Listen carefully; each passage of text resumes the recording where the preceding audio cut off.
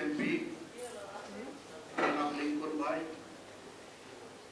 আমাদের ফারুক ভাই লায়ন, আরিফা সুলতানা রুমা, গিয়াসউদ্দিন খোকন,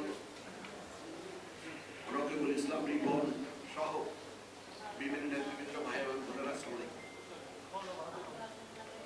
আজকের আমাদের প্রতিবদ্ধ বিষয় আলতাফ মৎস্যজীবী দল, আলতাফ কর্মজীবী দল।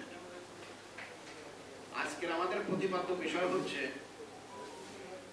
আগামী দিনের রাজনীতি অনিশ্চিত এবং আওয়ামী ফ্যাসিস্টদের কি কায়দায় বিচারের আওতায় আনা যায়।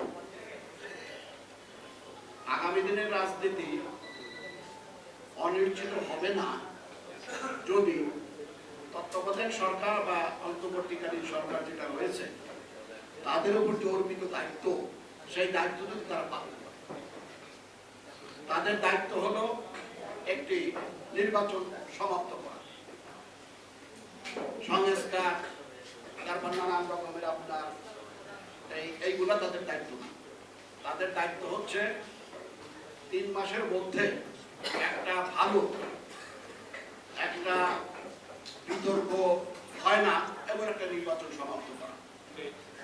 পূর্ববর্তী যে সকল আপনার তত্ত্বাবধায়ক সরকার বাংলাদেশে আসছিল 4 বার। প্রথম যে তত্ত্বাবধায়ক সরকার আসছিল শাহাবুদ্দিন সাহেবের নেতৃত্বে, তারা 2 মাস 23 দিনের মধ্যে তাদের নির্বাচন সম্পন্ন করেছিল। পরবর্তী তত্ত্বাবধায়ক সরকার যেটা আসছিল বিচারপতি হাবিবুর রহমান সাহেবের নেতৃত্বে, তারা 2 মাস 27 দিনের মধ্যে নির্বাচন সমাপ্ত করেছে।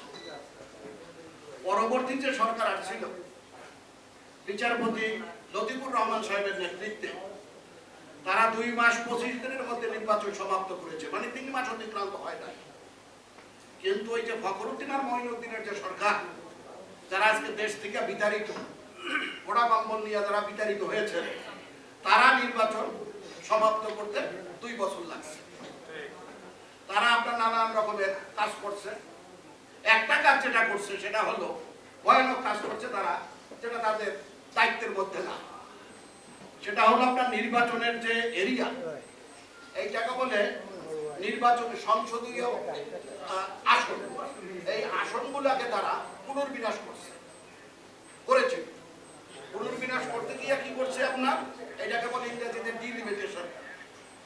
তাদের এটা কিন্তু দায়িত্ব না, তারা এটা অতিরিক্ত দায়িত্ব পালন করছিল।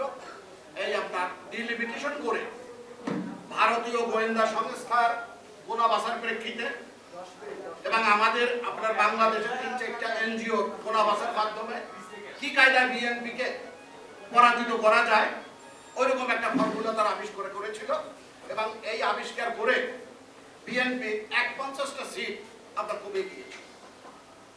ওইখান থেকে হলো আওয়ামী লীগের আপনার এই ক্ষমতা দখল করা, এই বেআইনি ভাবে বিনা ভোটে। এই যে দখল যে তারা করলো, এই দখল থেকে তারা বললো যে আমরা 41 সাল পর্যন্ত থাকবে।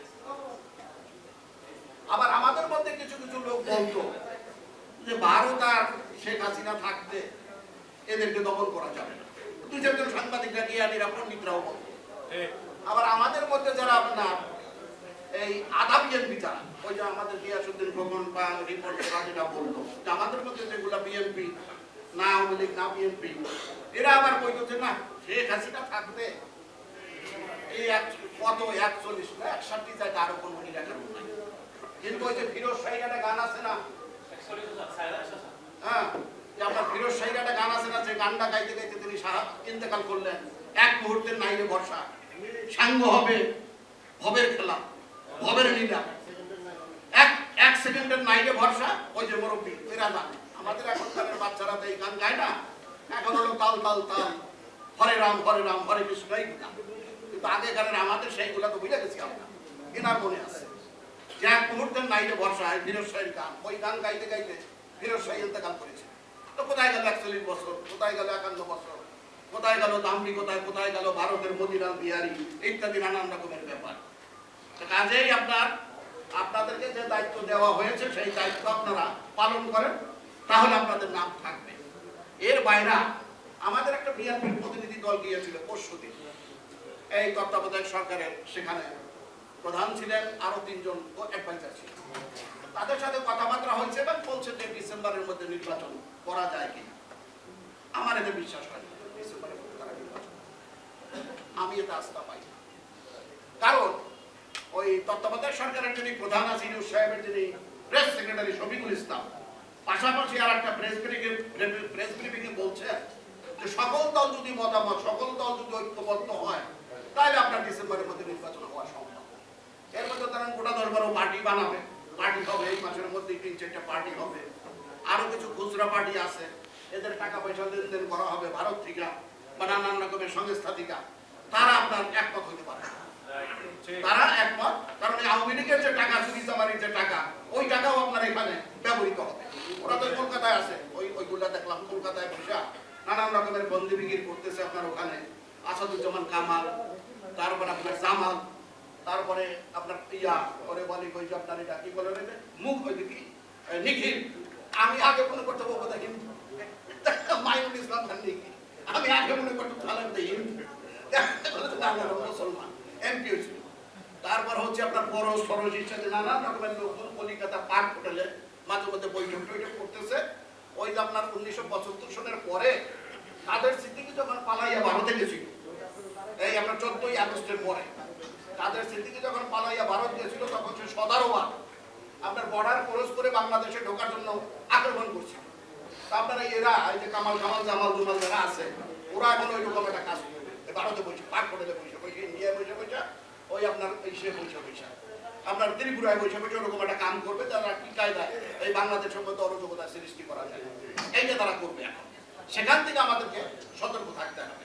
কারণ তারা যদি আপনার পুনর্জীবিত হয়, তারা যদি কোনো কায়দায় বাংলাদেশে আসে, তাহলে কিন্তু এই যে শান্তি শৃঙ্খলা যাই কিছু আছে না কেন, এইটা থাকবে না।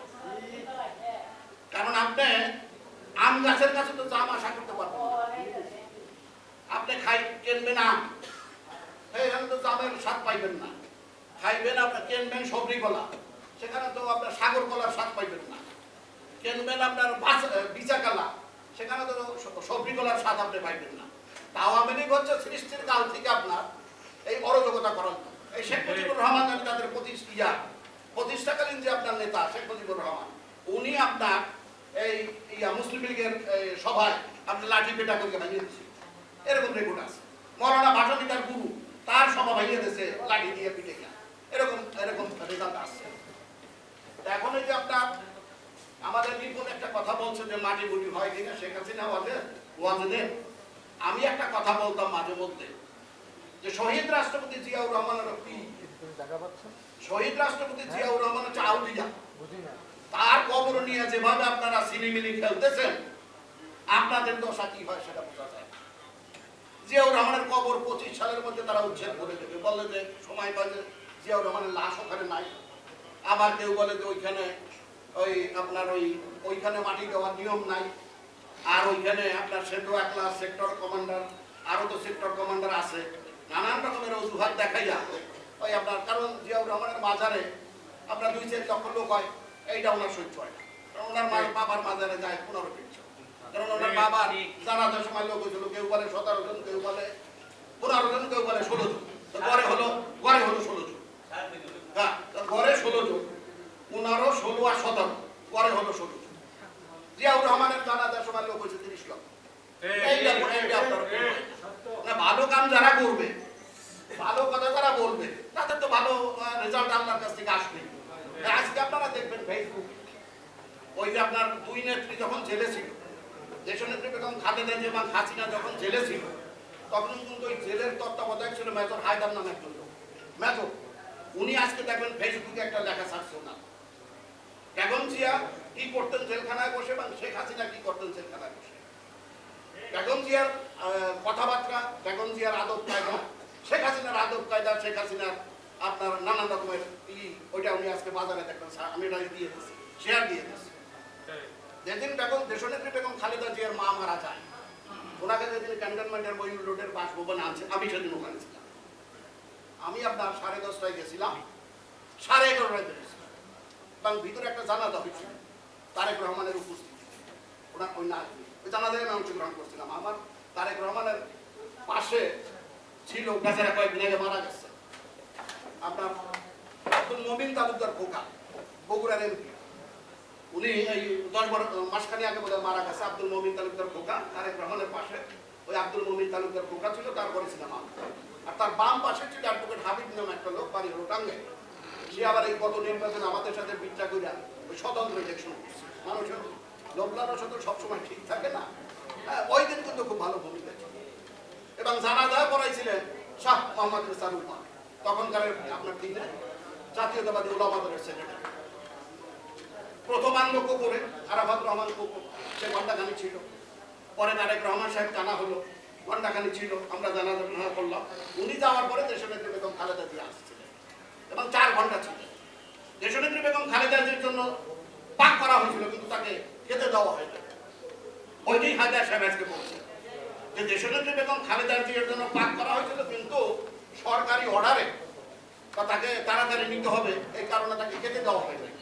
কিন্তু ওইটা দেশনেত্রী বেগম খালেদা জিয়া কোনোদিন কারো কাছে বলে নাই, উচ্চবাচ্য করে নাই। কিন্তু শেখ হাসিনা যদি হইতো তাহলে বাড়ির রানী বেতন সব কিনে দেয় এবং আমার মনে হয় পুলিশ মিলেই আপনার আদা মরা। এটাই হলো পার্থক্য দেশনেত্রী বেগম খালেদা জিয়া এবং আপনার হাসিনার। এই কারণে হাসিনার দূরে থাকাই ভালো, এই দুশ্মন বাংলাদেশে না আসাই ভালো, এবং আমরা যাতে সহি সালামতে সকলে মিলেমিশে থাকতে পারি সেই কামনা করি। খোদা হাফেজ। বাংলাদেশ জিন্দাবাদ, বাংলাদেশ জাতীয়তাবাদী দল জিন্দাবাদ, দেশনেত্রী বেগম খালেদা জিয়া জিন্দাবাদ, আমাদের নেতা তারেক রহমান জিন্দাবাদ।